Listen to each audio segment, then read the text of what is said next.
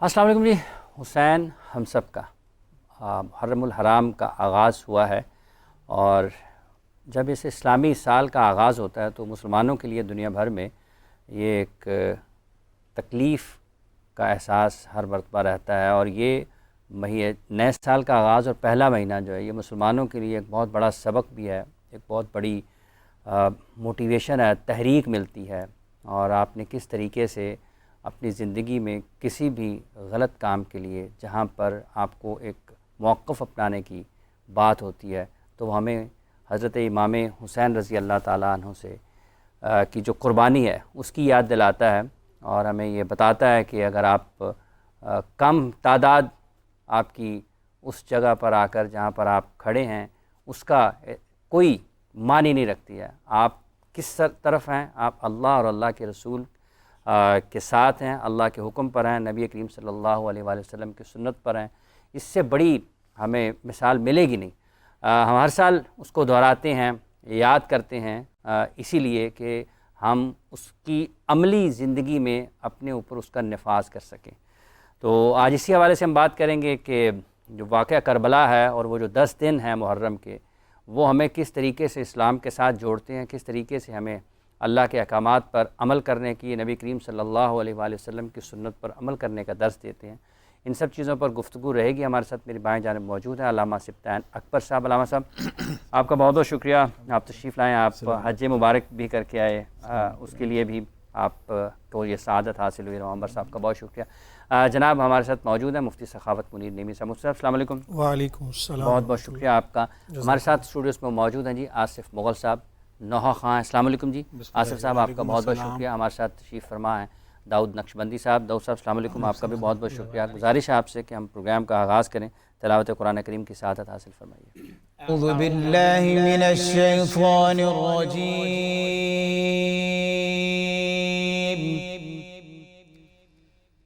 بسم اللہ الرحمن الرحیم،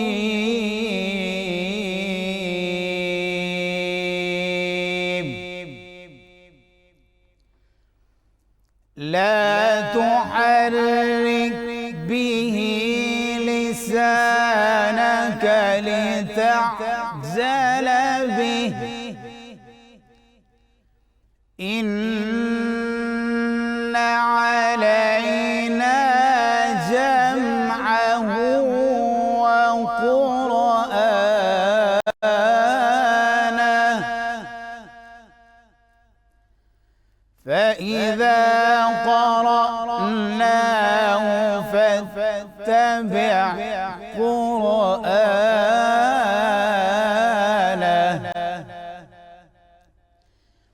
ثم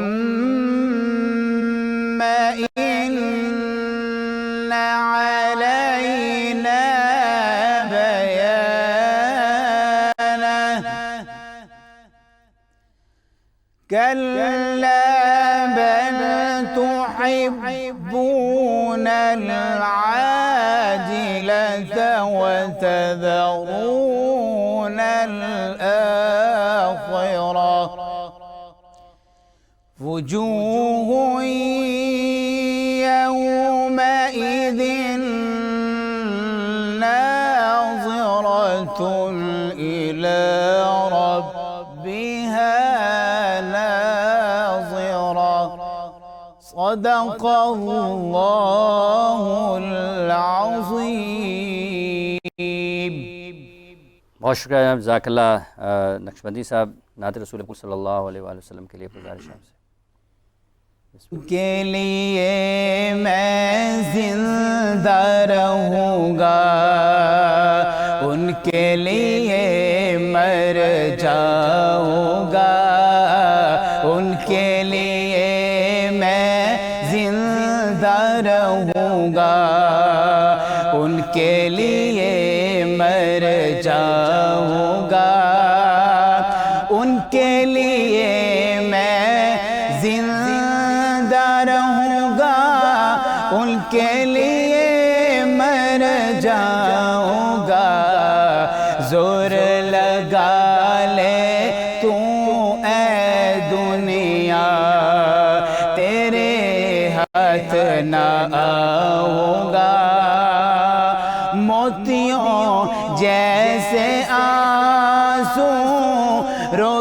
رکھے ہیں آنکھوں میں، موتیوں جیسے آنسو روک رکھے ہیں آنکھوں میں، یہ آنسو میں روزے اطہر پر جا کر برساؤں گا، یہ آنسو میں روزے اطہر پر جا کر برساؤں گا۔ دنیا مجھ کو پاگل سمجھے، میں کیا جانوں دنیا کو، میرے پیارے کملی والے، میں تیرے گن گاؤں گا، میرے پیارے کملی والے، میں تیرے گن گاؤں گا، ان کے لیے میں زندہ رہوں گا، ان کے لیے مر جاؤں گا۔ جزاک اللہ جناب نقشبندی صاحب، بہت بہت شکریہ۔ ان کے لیے زندہ رہوں گا، ان کے لیے مر جاؤں گا۔ مغل صاحب، آپ سے گزارش ہے کوئی کلام پیش کریں۔ جی بسم اللہ، میں ایک منقبت کے چند اشعار مولا حسین علیہ السلام کی بارگاہ میں پیش کر رہا ہوں۔ میرا حسین باغ نبوت کا پھول ہے، میرا حسین باغ نبوت کا پھول ہے، میرا حسین باغ نبوت کا پھول ہے، حیدر کی اس میں جان ہے، خون بطول ہے، حیدر کی اس میں جان ہے، خون بطول ہے، اور کوئی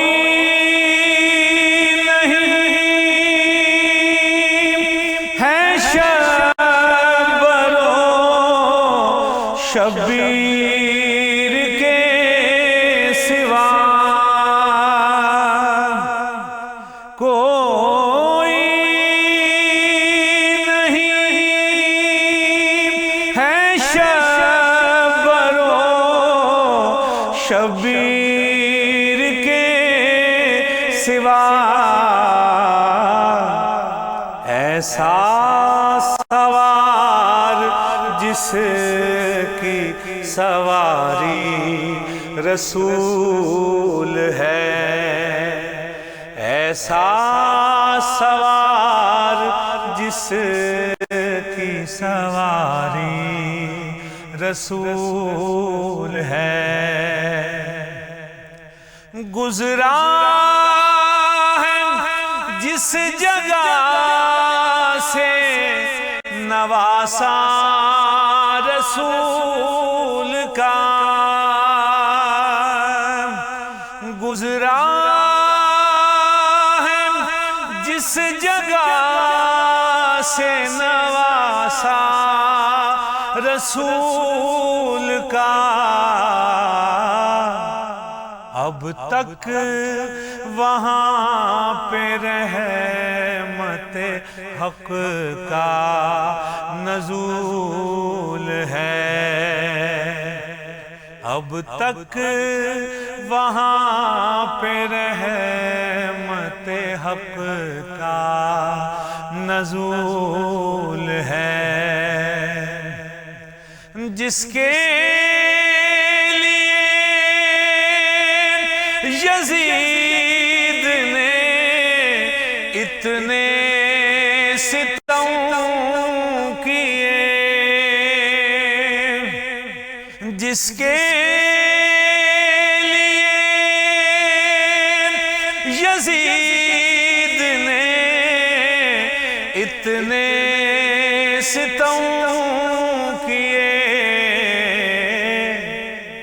وہ تخت تو حسین کے قدموں کی دھول ہے، وہ تخت تو حسین کے قدموں کی دھول ہے، میرا حسین باغ نبوت کا پھول ہے، میرا حسین باغ نبوت کا پھول ہے۔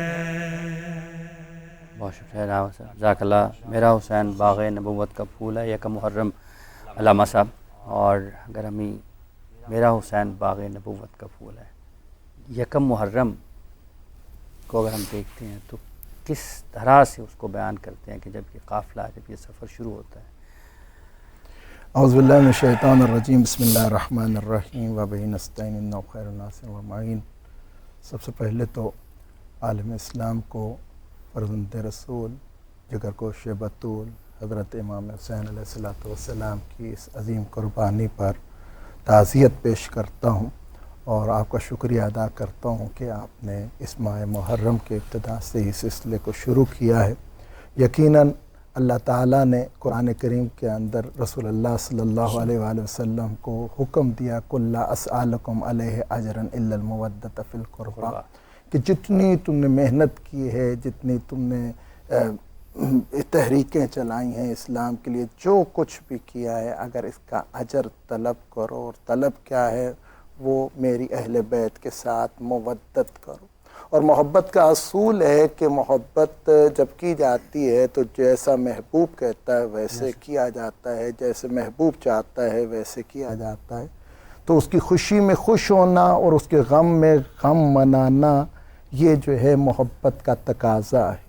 ہم نے جب لا الہ الا اللہ محمد رسول اللہ کہہ لیا ہے، دار اسلام میں داخل ہو گئے ہیں، رسول اللہ کو اپنا رہنما، اپنا پیشوا، اپنا نبی رسول مانا ہے، اور اس کے ساتھ ہم نے کیونکہ مودت کرنی ہے، اس لیے تقاضا یہی ہے کہ ہم ان کی خوشی میں خوشی منائیں، ان کے غم میں غم منائیں۔ تو یقیناً اگر ہم اور یہ کوئی خلاف عقل بات نہیں ہے، دیکھیں ہم نے اجر لینا ہے یا رسول خدا سے لینا ہے یا خدا سے لینا ہے، یقیناً رسول خدا راضی ہوں گے تو اللہ بھی راضی ہو جائے گا۔ اب ایک آسان سی مثال کہ آپ کا کوئی مہمان ہو اور آپ گھر پہ نہ ہو، تو آپ کے ہمسائے میں میرا گھر ہو تو میں اس کو اپنے گھر میں لے آؤں اور گھر میں لا کے میں اس کی خاطر تواضع کروں، اس کو عزت احترام دوں، چائے پانی کھانا کھلا کے اس کو رخصت کروں، آپ کو پتہ چلے مہمان میرا تھا اور میں نے اس کی خاطر تواضع کر کے اس کو عزت احترام دے کے رخصت کر لی، آپ مجھ سے راضی ہوں گے کہ نہیں ہوں؟ بالکل۔ یقیناً اسی طرح جب ہم رسول اللہ کے در پہ آئے ہوئے جتنے یہ مہمان ہیں، جتنے بھی ان سے محبت کرنے والے ہیں، اس انداز میں نواز رسول سے محبت کرتے ہیں، ہاں تو یقیناً یہ عقل بھی کہتی ہے اور ہونا بھی ایسا چاہیے کہ رسول اللہ اس کا اجر دیں۔ تو یقیناً تو اللہ یہ قرآن کے حکم کی تعمیر ہے کہ ہم جو ہے یہ ایام عزا کے اندر جو ان کے نواسے کے ساتھ دین اسلام کی بقا کے لیے جو انہوں نے کچھ کیا، ہم یہ غم مناتے ہیں اور گھروں سے نکلتے ہیں، تو اس کا اجر ہم رسول خدا سے چاہتے ہیں۔ اس کے اندر کوئی دکھاوا نہیں ہے اور کوئی اس کے اندر کوئی بناوٹ نہیں ہے، کوئی اور کچھ نہیں، صرف اور صرف رضائے رسول خدا ہے یا خدا ہے۔ تو بہرحال یہ محرم کے ایام اس سال جو آئے، پھر ہم لوگ اسی طرح سے ہم نے اپنے امام بارگاہوں کو سجایا، مجالس کا اہتمام شروع ہے، اور پھر سے وہی لگاؤ کہ ہاں جی کسی طرح ہم رسول خدا کو راضی کر لیں، خدا کو راضی کر لیں۔ امام حسین علیہ السلام کوئی کسی فرقے کے لیے خاص نہیں ہے، کسی مسلک کے لیے خاص نہیں ہے، کسی قبیلے کے لیے خاص نہیں ہے، کسی قوم کے لیے خاص نہیں ہے، بلکہ حسینیت ایک نظریہ ہے۔ حسین خود ایک نظریہ ہے، اور حسینیت بھی ایک نظریہ ہے جو ہر اس شخص کے لیے ہے، اور امام حسین ہر اس شخص کے لیے نمونہ عمل ہے اور مثالی شخصیت ہے کہ جس کا ضمیر زندہ ہے۔ میں یہاں پہ برملا کہوں گا آج یکم محرم کہ اگر آج اذانیں باقی ہیں اور لا الہ الا اللہ محمد رسول اللہ جیسا پاک کلمہ باقی ہے، ماں، بہن، بیٹی، بیوی اور گھر کی خواتین کے اندر جو ہے یہ فرق باقی ہے، اور یہ تمام تاریخ جیسے ابھی حج کر کے آئے، یہ طواف خانہ کعبہ باقی ہے، تو یہ بات سبب امام حسین علیہ السلام باقی ہے۔ امام حسین نہ ہوتے اذان ختم ہو جاتی، کلمہ کو ختم ہو جاتے، اسلام کا نام لیوا کوئی نہ ہوتا، ہاں حج ختم ہو جاتا، عبادتیں ختم ہو جاتی، رشتے پامال ہو جاتے، 1,24,000 انبیاء کی محنت ختم ہو جاتی اگر امام حسین علیہ السلام کربلا کے اندر قربانی نہ دیتے۔ اب حق یہی بنتا ہے کہ جب بھی نماز پڑھو، جب بھی حج کرو، جب بھی کوئی اپنی ماں، بہن، بیٹی کے اندر کوئی رشتے کی اگر تمیز دیکھو تو کربلا کی طرف رخ کر کے ایک سلام امام حسین کو کر دیا کرو کہ مولا حسین تم نے اپنا سب کچھ قربان کر کے یہ بہترین چیزیں جو بتا کہ 1,24,000 انبیاء کی محنتوں کو تو نے بچا لیا، تیرا شکریہ۔ امام حسین علیہ السلام کا یہ قیام یہ کوئی واقعہ نہیں ہے، ایک کوئی حادثہ نہیں ہے، باقاعدہ ایک پورا ایک تسلسل ہے اس کے پیچھے۔ کربلا وہ سرزمین ہے جہاں پہ اللہ تعالیٰ نے اپنے ہر نبی کو، ہر اپنے وسیع کو وہاں سے گزارا، اور جو کربلا سے گزرا ہے، کربلا جا کے اس نے مشکل دیکھی ہے، تکلیف برداشت کی ہے، اور اللہ تعالیٰ نے ان کو بتایا ہے کہ یہاں پہ میرے آخری حبیب کا نواسہ بے دردی سے قتل کر دیا جائے گا، اور اس کو جو ہے شقی ترین اس وقت کا انسان قتل کرے گا۔ تو ہر کوئی جانتا تھا واقعہ کربلا ہونے والا ہے۔ پھر رسول اللہ کو خود جو ہے وہ یہ خبر دی گئی تھی جب ام سلمہ جو ہیں ام المومنین جو ہیں ان کے پاس بیٹھی تھی، اور انہیں رسول اللہ نے کہا تھا کوئی بھی کمرے کے اندر داخل نہ ہو، غالباً وہی نازل ہو رہی تھی، تو امام حسین علیہ السلام کا چھوٹا سا سن ہے، اور مولا امام حسین جو ہے وہ اندر چلے گئے، تو جناب ام المومنین بھی اندر داخل ہوئیں، تو کہا کہ یا رسول اللہ یہ اندر آ گئے، تو کہا میں نے کسی کا کہا تھا، حسین کا نہیں کہا تھا۔ گود میں بٹھا لیا، گریہ کرنا شروع کر دیا، یا رسول اللہ اگر گریہ کیوں کر رہے ہیں؟ حسین کو چومتے بھی ہیں، پیار کرتے ہیں، کبھی گلا چومتے ہیں، کبھی ادھر چومتے ہیں، سر چومتے ہیں، ہاں ہاتھ چومتے ہیں۔ کہا یہ اس طرح کا پیار کرنے کا کیا مقصد کیا ہے، کوئی اس کے اندر کیا لوجک کیا ہے؟ تو جناب رسول اللہ نے کہا ابھی جبرائیل آیا تھا، اس نے مجھے خبر دی ہے، اور وہ خبر کیا تھی؟ وہ خبر شہادت امام حسین علیہ السلام کی خبر تھی کہ یہ تمہارے اس نواسے کو بھوکا پیاسا جو ہے کربلا کے بیابان میں قتل کر دیا جائے گا۔ تو یہاں پہ جب یہ خبر جناب، تو یہاں پہ رسول اللہ نے ایک شیشی جو ہے اس کے اندر خاک تھی، وہ جناب ام سلمہ کو دی کہ آپ اس کو سنبھال کے رکھیں، جب یہ رنگ تبدیل کر جائے گی اور اس کا رنگ سرخ ہو جائے گا تب یہ شہید ہو جائے گا۔ تو اب یہاں پہ تو بات ہوگی، یہاں پہ رسول اللہ نے کہ ام المومنین کو خبر دی۔ جناب زہرا جب یہ پیدا ہوئے نا امام حسین علیہ السلام، تب ان کو بھی خبر دی کہ جناب زہرا نے جب اپنے بابا کو امام حسین علیہ السلام کو تھمایا اور ان کے ہاتھوں کے سپرد کیا، تو رسول اللہ نے بوسہ لیا، بوسہ لینے کے بعد خوش ہو کے رونے لگ گئے۔ بابا بیٹا پیدا ہوا ہے، آپ خوش نہیں ہوئے؟ زہرا خوش ہوا ہو تو پھر یہ رو کیوں رہے؟ کہا جہاں پہ مجھے اس کی مبارکباد دی گئی ہے، وہاں پہ کربلا کی خبر بھی دی گئی۔ کہا بابا کیا خبر دی گئی؟ جس نے رلا دیا، کہا کہ تمہارے اس بیٹے کو 3 دن تک بھوکا پیاسا رکھ کے شہید کر دیا جائے گا۔ ہاں تو کہا بابا آپ تو ہوں گے؟ کہا نہیں میں نہیں ہوں گا۔ کہا بابا اس کے خود بابا تو ہوں گے علی؟ کہا وہ بھی نہیں ہوں گے۔ بابا اور کوئی نہیں؟ تو میں تو ہوں گی نا؟ ہاں کہا نہیں آپ۔ کہا اس کا بھائی حسن؟ کہا حسن بھی نہیں ہوں گے۔ تو اب تھی ماں تڑپ گئی، کہا پھر اس کو روئے گا کون؟ ہاں تو اب جناب زہرا سلام اللہ علیہا نے جب یہ پوچھا کہ اس کو کون روئے گا اس کی اس غربت بھری موت کے اوپر، شہادت کے اوپر، تو رسول اللہ نے کہا اللہ ایک قوم کو پیدا کرے گا۔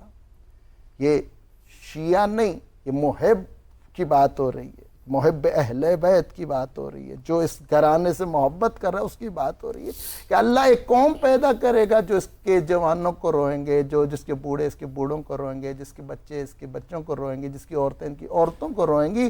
یہ سارا ایک سلسلہ جو بی بی نے کہا کہ پھر بابا میں بھی وعدہ کرتی ہوں اس وقت تک جنت نہیں جاؤں گی جب تک اپنے حسین کے غم میں رونے والوں کو جنت میں داخل نہ کر لوں۔ اس لیے جناب زہرا سلام اللہ کا ایک لقب شفیع روز جزا، روز جزا جو ہے ان کی شفاعت نصیب ہوگی۔ تو یقیناً امام حسین علیہ السلام ایک ایسی شخصیت ہیں جنہوں نے اسلام کا بال جو ہے وہ بلند کیا ہے، اسلام کو جو ہے وہ اس مقام تک لے کے آئے کہ جتنی حد تک یزید نے اسلام کو گرا دیا تھا۔ امام حسین علیہ السلام کا قیام اس کی طرف دیکھا جائے تو یہ جو قیام ہے امام حسین علیہ السلام نے، دیکھیں یہ سلسلہ اگر دیکھا جائے، تھوڑا سا میں مختصر بیک گراؤنڈ بتا دوں کہ جیسے ہی حضرت معاویہ اس دنیا سے گئے تو اس وقت تک جو شرائط امام حسن علیہ السلام کی وہ صلح ہوئی تھی، ہاں کہ معاویہ نے امام حسن سے صلح کی تھی، تو اس وقت آخری ایک شک باقی رہ گئی تھی کہ جو انہوں نے نہیں کرنی تھی وہ یہ تھی کہ یہ حضرت معاویہ اپنے بعد کسی کو اپنا جانشین مقرر نہیں کرے گا بلکہ یہ خلافت واپس اہل بیت کی طرف پلٹ جائے گی۔ ہاں لیکن اس نے اپنی زندگی کے اندر ہی ایسا جو ہے اپنے بیٹے یزید کو، جو فاسق بھی تھا فاجر بھی تھا، فاسق فاجر اسے کہتے ہیں کہ جو دار اسلام تو اسلام تو اس میں داخل ہو گیا، اسلام قبول کر لیا، لیکن اس کے جتنے بھی احکام ہیں اس کو نہیں بجا لاتا، اس کی مخالفت کرتا ہے، اس کو فاسق کہا جاتا ہے۔ اور جو فاجر ہوتا ہے، فاجر اسے کہا جاتا ہے جو ان کو تو بجا نہیں لاتا ہے بلکہ اس کے اوپر اس پہ اتراتا بھی ہے، یعنی وہ نماز کو بھی اس نے کہا کوئی نماز شماز نہیں ہے، وہی کا انکار کر دیا، اس نے اسلام کے تمام تر جتنے مسلمات تھا ان کا انکار کر دیا، اس کو بالکل، کیونکہ اس کی ولادت جو ہوئی تو اس کے بعد اس کی پرورش جو ہے وہ عیسائی قبیلے کے اندر ہوئی تو عیسائیت اس کے رس، تو وہ تمام تر ان تعلیمات کو ادھر جو ہے وہ کرنا چاہ رہا تھا۔ اسلام ختم ہو جاتا جب فاسق فاجر ہو جاتا ہے، اس کے خلاف جہاد کرنا واجب ہے۔ تو اب جب امام حسین علیہ السلام نے، اب امام حسن علیہ السلام 50 ہجری میں اس دنیا سے جاتے، شہادت ہوتی ہے، ہاں اس کے بعد امام حسین علیہ السلام نے اپنی امامت کے دور میں یہ 10-11 سال کے دور کے اندر ہاں تحریکیں چلائی ہیں، لوگوں کو اس طرح متوجہ کیا ہے، لوگوں کو آمادہ کیا ہے، لوگوں کو بتایا یہ دیکھو غلط ہو رہا ہے، یہ غلط ہو رہا ہے، یہ غلط ہو رہا ہے۔ ہاں تو کسی حد تک یہ قابل قبول تب تک تھا جب تک یہ یزید خلیفۃ المسلمین مقرر نہیں ہوا تھا، لیکن جب یہ اسلام کے تابوت کے اندر آخری کیل لگنے لگا تھا تو امام حسین علیہ السلام نے اس وقت مدینہ کو چھوڑنا جو ہے اپنے اوپر لازمی قرار دیا ہے، ہاں اور مقصد بھی بتایا کہ میرا یہ مقصد جو ہے، یہ مقصد میں کسی شر کے لیے نہیں جا رہا، دنیا کے لیے، کسی رتبے کے لیے نہیں جا رہا ہوں، میں کسی کے اوپر ظلم کرنے کے لیے نہیں جا رہا ہوں، بلکہ انما خرجت لطلب اصلاح امت جدی، میں اپنے جد رسول خدا صلی اللہ علیہ وآلہ وسلم کی امت کی اصلاح کے لیے نکل رہا ہوں۔ ہاں کہ کس لیے نکل رہا ہوں بتایا، مقصد خروج امام حسین یا مقصد امت کی اصلاح کے لیے، رسول اللہ کی امت کی اصلاح کے لیے کیا کرنا کیا چاہ رہے ہیں کہہ رہا ہوں میں امر بالمعروف و نہی عن المنکر کرنے کے لیے جا رہا ہوں کہ نیکی کیا حکم دوں گا، جہاں جہاں برائی ہوگی وہاں پہ آپ کو میں دکھوں گا آپ کو، اور برائی کا میں خاتمہ کرنے جا رہا ہوں۔ ساتھ میں یہ بھی بتا دیا اپنے مقصد کے اندر، میرا یہ مقصد صرف میرا مقصد نہیں ہے، ہاں اسیر و سیرت جدی رسول اللہ و ابی علی ابن ابی طالب، یہ کوئی نیا رستہ نہیں اپنانے جا رہا ہوں۔ یہ آپ اعتراض کرو کہ یہ نئے ایک رستے پہ ٹریک پہ چل رہے ہو، بلکہ کہا نہیں، میں جس ٹریک پہ جا رہا ہوں یہ میرے جد رسول اللہ صلی اللہ علیہ وسلم کا رستہ ہے، اور یہی رستہ میرے بابا علی ابن ابی طالب علیہ السلام کا رستہ ہے۔ تو امام حسین علیہ السلام نے حق کے لیے خروج کیا ہے، حق کے لیے خروج اور کیا، اسلام کی سربلندی کے لیے خروج کیا۔ ہر طرف اب جب معاملہ یہ ہوا کہ اب تاریخ کے یہ سے ابواب ہیں کہ امیر معاویہ نے یہاں پہ کیا کیا، اپنی زندگی کے اندر ہی وصیت کی کہ دیکھو میرے بعد 3 لوگ تمہاری اطاعت نہیں کریں گے، تمہاری بیعت نہیں کریں گے۔ کتنوں کو خریدا گیا، کتنے لوگ بکے، کتنے لوگ ڈر کے جنہوں نے بیعت کی۔ کہا کہ 3 لوگ تمہاری بیعت نہیں کریں گے، سر فہرست حسین ابن کہا ڈراؤ دمکاؤ مال دنیا جتنی مرضی نچھاور کر دو، یہ نہ جھکے گا نہ بکے گا، ہاں اس سے بیعت لینے کا تمہیں کوئی ضرورت نہیں، ٹھیک ہے۔ دوسرا اس نے کہا عبداللہ بن عمر، انہوں نے کہا کہ ڈرانے سے ڈرے گا نہیں، ٹھیک ہے مال کی طرف لاؤ گے تو شاید، لیکن یہ تمہاری بیعت نہیں کریں گے۔ تیسرا ہاں عبداللہ بن زبیر جو گورنر مکہ تھا، ان کی اپنی وہاں پہ حکومت معاملات سلسلہ چل رہا تھا، ہاں تو وہاں پہ انہوں نے کہا کہ یہ بھی تمہاری بیعت نہیں کریں گے۔ امام حسین علیہ السلام جیسے ہی اب یہ 3 لوگوں کا بتایا کہ یہ تو کلیئر کٹ کہہ دیا نا، تو یہ تمہاری بیعت نہیں، باقی جیسے مرضی جو مرضی کرو۔ حضرت یہ امام باپ کی اپنے بیٹے کے لیے ایک جو ہے اچھی نصیحت تھی۔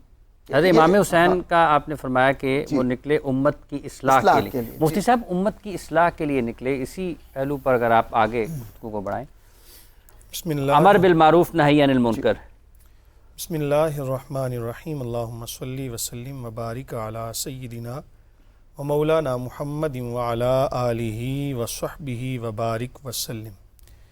بہت شکریہ حافظ صاحب، اور سب سے پہلے تمام ہمارے سننے والے دیکھنے والوں کو یہ قمری نئے سال کی مبارکباد پیش کرتا ہوں۔ اللہ تعالیٰ اس ماہ مبارک کے صدقے، اس نئے سال کے صدقے امت کے لیے آسانیاں پیدا فرمائے، عالم اسلام کے لیے یہ سال بہتر ہو، اس دعا کے ساتھ، اور سبھی لوگ اس دعا کو پڑھ لیں جو رسول اللہ صلی اللہ علیہ وآلہ وسلم سے منقول ہے کہ جب بھی نیا چاند دیکھیں، نیا سال ہو یا نیا مہینہ تشریف فرما ہو، تو اللہم ادخلہ علینا بالیمن والایمان والسلامت والاسلام ربی و ربک اللہ۔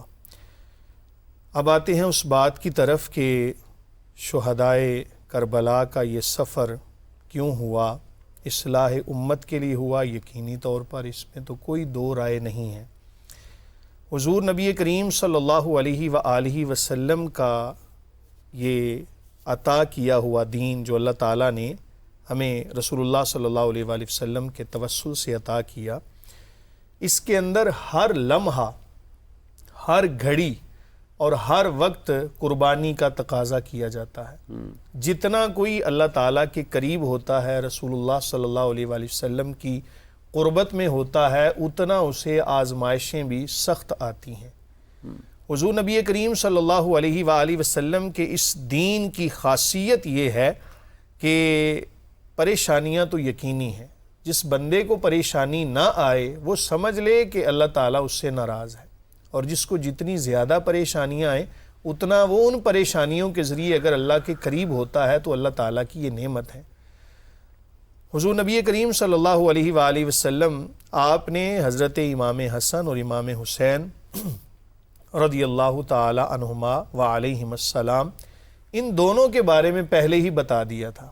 امام حسن گود میں ہیں تو رسول اللہ صلی اللہ علیہ وآلہ وسلم نے فرمایا ان ابنی ھذا سید، کہ میرا یہ بیٹا سردار ہے، سید ہے۔ اور پھر آگے فرمایا حدیث میں، جس کا مفہوم ہے کہ مسلمانوں کے دو بڑے گروہوں کے درمیان یہ صلح کروائے گا، اللہ تعالیٰ اس کے ذریعے سے مسلمانوں کے دو بڑے گروہوں کے درمیان صلح کروا دے گا۔ اور ایسا ہی ہوا کہ جب دو گروہ آپس میں بالکل آمنے سامنے تھے، حضرت امام حسن رضی اللہ تعالیٰ جن کو رسول اللہ صلی اللہ علیہ وآلہ وسلم نے سید کا لقب عطا فرمایا، انہوں نے صلح فرمائی اور رخصت کے اوپر عمل فرما کے امت کو بہت بڑے نقصان سے بچا لیا۔ دوسری بات، حضرت امام حسین رضی اللہ تعالیٰ نے آپ کے بارے میں پہلے ہی بتا دیا کہ میرا یہ بیٹا میدان کربلا میں، جس کو مقام غالباً نینوا کہتے ہیں، نینوا، اس کا پرانا نام یا اس کو بعض لوگ مقام نینوا کے نام سے جانتے تھے، اور بعض لوگ اسے کرب و بلا، کرب و بلا کا معنی ہوتا ہے آزمائشوں کی، تکلیفوں کی، مصیبتوں کی جگہ۔ تو فرمایا کہ یہاں پر میرا یہ بیٹا شہید کر دیا جائے گا۔ اب یہ خبر تو سب کے پاس تھی، ہونا ایسا ہی تھا۔ رسول اللہ صلی اللہ علیہ وآلہ وسلم نے یہ نہیں اللہ سے دعا کی مولا کریم اس کو بچا لینا، ورنہ چاہتے تو دعا فرماتے، اللہ تعالیٰ اس امتحان میں ہی نہ ڈالتا۔ تو امتحان آتا ہے، اس میں کامیابی ملتی ہے تو تبھی کچھ مقام حاصل ہوتا ہے۔ وَلَنَبْلُوَنَّكُمْ بِشَيْءٍ مِّنَ الْخَوْفِ وَالْجُوعِ وَنَقْصٍ مِّنَ الْأَمْوَالِ وَالْأَنفُسِ وَالثَّمَرَاتِ وَبَشِّرِ الصَّابِرِينَ۔ یہ سارے کا سارا مجدہ کہ ضرور آزمائش آئے گی، جتنا کوئی اعلیٰ مقام پہ ہوتا ہے آزمائش بھی اتنی زیادہ کٹھن آتی ہے، اور جب وہ صبر کرتا ہے اس پر مقام بھی سب سے زیادہ ملتا ہے۔ یہ نواسہ رسول ہونا کوئی عام بات ہے؟ حضور نبی کریم صلی اللہ علیہ وآلہ وسلم نے اپنی مبارک ظاہری حیات میں فرما دیا تھا، فرمایا کہ ان الحسن والحسین سیدا شباب اہل الجنہ، کہ میرے یہ دو شہزادے، اور کسی مقام پہ رسول اللہ صلی اللہ علیہ وآلہ وسلم نے یہ نہیں فرمایا کہ یہ میرے نواسے ہیں، فرمایا کہ یہ میرے بیٹے ہیں۔ تو جب بیٹے فرمایا تو پھر آزمائش بھی اتنی سخت آئی۔ ایک وہ نواسے ہیں رضی اللہ تعالیٰ عنہ وعلیہ السلام کہ جن کو زہر دیا گیا، شہادت سری نصیب ہوئی۔ ایک وہ شہزادے ہیں کہ جن کو شہادت جہری نصیب ہوئی۔ رسول اللہ صلی اللہ علیہ وآلہ وسلم کے ساتھ تعلق، آپ کے ساتھ نسبت جتنی قریب تھی، اتنا کٹھن امتحان اللہ تعالیٰ نے عطا فرمایا، اور اس میں کامیابی بھی عطا فرمائی۔ ابھی جو بات ہوئی تھی کہ یہ ابھی شعر بھی پڑھا گیا کہ جس کے لیے یزید نے اتنے جتن کیے یا اتنے ستم کیے، وہ تاج تو یا وہ تخت تو حسین کے قدموں کی دھول ہے۔ یہ کچھ تخت و تاج کی تو بات تھی نہیں، یہ تو تھا دین کا احیاء۔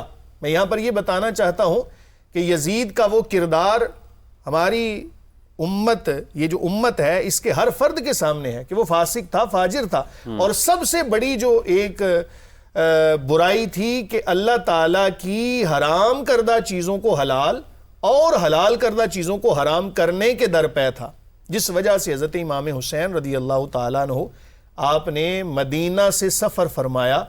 سب سے پہلے آپ نے مکہ کی جانب سفر فرمایا، اور پھر وہاں سے آپ نے اس جانب جس کو میدان کربلا کہا جاتا ہے۔ اب آپ تصور کریں، ایک بندے کو پتہ ہے، بلا تمثیل مثال دیتا ہوں مسئلہ سمجھانے کے لیے، کہ مجھے شہید کر دیا جائے گا، مجھے تکلیفیں بھی آئیں گی۔ وہ نواسہ رسول جب حضرت کریم آقا علیہ السلام کے مبارک روزے پر جب حاضری دی ہوگی، یہ وہ باتیں ہیں حافظ صاحب کے جو محرم الحرام سے، جو یکم محرم سے پہلے کی ہیں، جب آپ نے وہاں سے سفر فرمایا، 28 رجب جو بھی تاریخ ہے، بہرحال محرم سے پہلے کے یہ واقعات ہیں کہ حضرت امام حسین رضی اللہ تعالیٰ عنہ پتہ ہے کہ شہادت بھی ہوگی، وہاں سے سفر فرمایا، حضور نبی کریم صلی اللہ علیہ وآلہ وسلم کے مبارک روزے پہ حاضری دی۔ اب آپ تصور کریں کہ جس کو پتہ ہو کہ یہ آخری حاضری ہے، اس حاضری کی کیفیت کیا ہوگی۔ اللہ اکبر۔ وہاں سے اجازت لینے کے بعد اپنی اماں جان، میں قربان جاؤں ایسی والدہ پر، قربان جاؤں ایسی ماں پر کہ جس نے امت کو عطا فرمایا حسین، کہ جس نے دین کا احیاء کیا، جس نے اسلامی قدروں کو پامال ہونے سے بچایا، ان کے پاس گئے، وہاں سے اجازت مانگی، ان کے مبارک روزے پہ حاضری دی، وہاں سے اجازت لے کے مکہ کا سفر فرمایا۔ مکہ کا سفر فرمانے کے بعد پھر وہاں پر پتہ چلا کہ میں یہاں پر یہ بات بتانا چاہتا ہوں، ایڈ کرنا چاہتا ہوں کہ جو حرم ہے نا، حرم، اور یہ جو محرم کو محرم الحرام کہا جاتا ہے، محرم کا لفظ جو ہے نا، یہی اپنے اندر حرمت رکھتا ہے۔ حرمت کے کئی معنی ہوتے ہیں۔ ایک حرمت، کسی چیز کے اندر حرمت ہوتی ہے اس کی قباحتوں کی وجہ سے، وہ چیز ہی اتنی بری ہے کہ اس کے اندر حرمت ہے. قرآن کہتا ہے انما حرم علیکم المیت والدم ولحم الخنزیر وما اہل بہ لغیر اللہ, کہ یہ چیزیں تم پر حرام ہیں, ان کی قباحتوں کی وجہ سے وہ حرام ہیں. کچھ چیزیں ایسی ہوتی ہیں جن کو حرمت, عزت, احترام ملتا ہے ان کے اعلیٰ ہونے کی وجہ سے, کہ وہ چیز اتنی بلند و بالا ہے کہ اللہ نے اس کو عزت عطا فرمائی. مسجد الحرام کیوں کہا جاتا ہے کہ وہ مسجد, تمام مساجد ہیں لیکن مسجد الحرام جو حرمت والی, عزت والی, آبرو والی مسجد ہے, ادھر حرم مدینہ ہے, ادھر حرم مکہ ہے. امام حسین رضی اللہ تعالیٰ عنہ, آپ کو پتا تھا کہ یہ لوگ مجھے شہید کریں گے, لیکن آپ نے مدینہ کے حرم کے تقدس کو بھی بچایا, ادھر حرم مکہ کے تقدس کو بھی بچایا, کہ یہاں پر خون بہنا یہ میں پسند نہیں کرتا. لیکن کسی کو ساتھ یہ بھی نہیں کہا, یہ عظیمت ہے. ایک رخصت پر عمل فرمایا حضرت امام حسن نے, عظیمت پر عمل فرمایا امام حسین نے. کسی کو یہ بھی نہیں کہا کہ تم میرے ساتھ چلو, تم یہ فرمایا کہ میرا مقصد ان کے ساتھ جنگ کرنا ہے ہی نہیں, میرا مقصد ہے کہ میں ان کو اب وہ اس بات کی طرف آتا ہوں جو آپ نے کہا تھا, امر بالمعروف و نہی عن المنکر. حافظ صاحب, نیکی کا حکم دینا آسان ہوتا ہے, لیکن کسی کو گناہ سے روکنا یہ بڑا ہمت والا کام ہے. کوئی بندہ گناہ کے اندر مبتلا ہو, آپ اسے کہیں کہ تم گناہ کے اندر مبتلا ہو, یہ کہنا کوئی عام بات نہیں. اور ہو بھی ایسا بندہ کہ جو بالکل کسی چیز کا لحاظ نہ کرتا ہو, جس کے بارے میں پتا ہے ظالم و جابر ہے, ظالم کے سامنے کلمہ حق کہنا کوئی عام بات ہے. بلا تمثیل مثال دیتا ہوں, کوئی ایسا ملک, نام نہیں لیتا, کوئی ایسا ملک جو غلط کام کر رہا ہے, ہمارے حکمرانوں میں سے کوئی بندہ ان کی آنکھوں میں آنکھیں ڈال کے کہے گا کہ یہ تم غلط کر رہے ہو. یہ ہمت والا اور بڑے جسے کہتے ہیں نا جگرے والا کام ہے. یہ کر بھی وہی سکتا تھا جس کا نام حسین ہے, جس کا نام حسین ہے, حیدر کرار کے جو بیٹے ہیں, یہ انہوں نے ہی. جی, کربلا سے جب چلے پہنچے اس سے پہلے بہت سی منازل ہیں, جیسا کہ ابھی مفتی صاحب نے کہا کہ مدینہ چھوڑنا مولا حسین کے لیے بہت مشکل تھا. قبر رسول خدا سے دوری بہت سخت تھی. جناب زہرا کی قبر کو چھوڑنا, بھیا حسن کی قبر سے الوداع بڑا سخت تھا, بہت سخت مرحلہ تھا. لیکن اسلام کی خاطر امام حسین نے یہ قدم اٹھایا. امام حسین پھر اکیلے نہیں نکلے, امام حسین کے ساتھ لشکر نکلا. کوئی یہ فقیر گھرانہ نہیں ہے, سردار گھرانہ ہے, نوازنے والا گھرانہ ہے, مال و متاع ہے, بہت زیادہ ثروت ہے, سارے رستے بانٹتے آئے. پھر خواتین کا ساتھ لے کے چلنا, بچوں کو ساتھ لے کے چلنا, تو یہ ان کو جواب ہے جو یہ کہتے ہیں کہ دو شہزادوں کی جنگ ہے. نہ, جنگ کرنے کے لیے تو نکلے ہی نہیں, ابھی اصلاح کے لیے نکلے. اور پھر دیکھیں نا کتنا بڑا مقصد, کتنا بلند ہے آگے, کہ مکہ مکرمہ کے اندر آئے, تقریباً 2, 2.5, 3 مہینے وہاں پہ قیام ہے, وہاں پہ مسلسل نشستیں امام حسین کی, کبھی سرداروں سے ہے, کبھی جناب حکومتی کرندوں سے ہیں, کبھی جو ہے جوانوں کے ساتھ ہیں, قبیلوں کو بلا کے ان کو نصیحتیں کر رہے.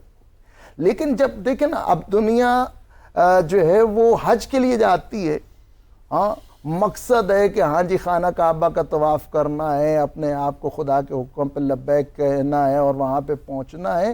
لیکن دیکھیں امام حسین علیہ السلام کے سامنے کتنا بڑا مقصد ہے.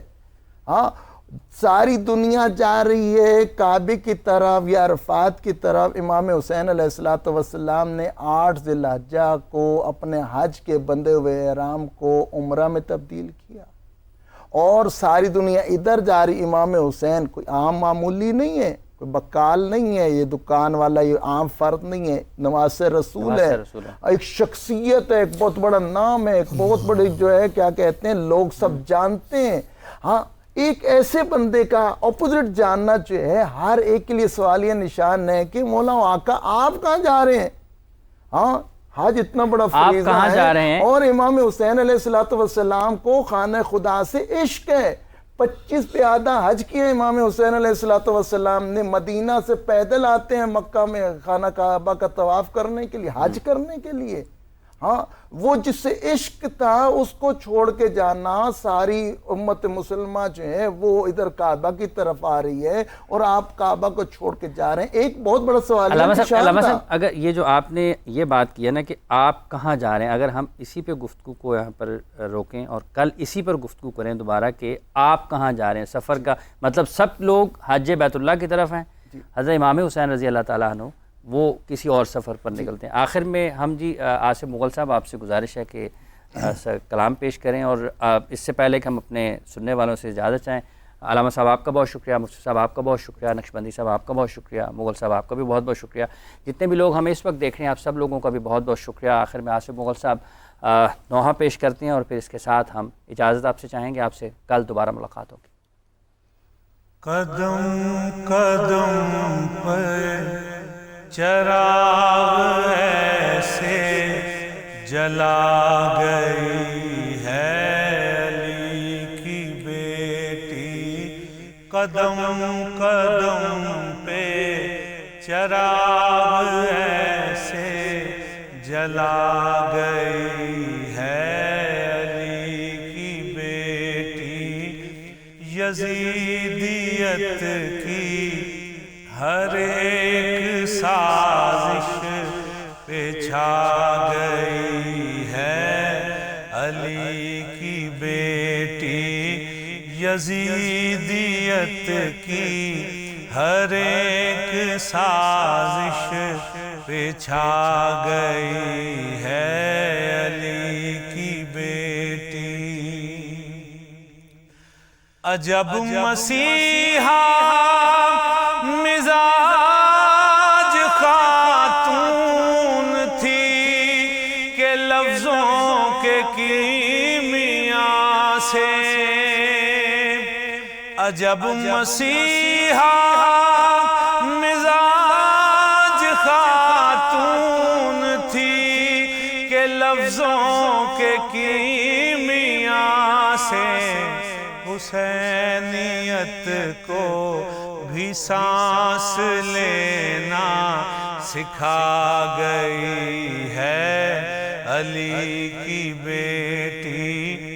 حسینیت کو بھی سانس لینا سکھا گئی ہے علی کی بیٹی. قدم قدم پہ چراغ ایسے جلا گئی ہے علی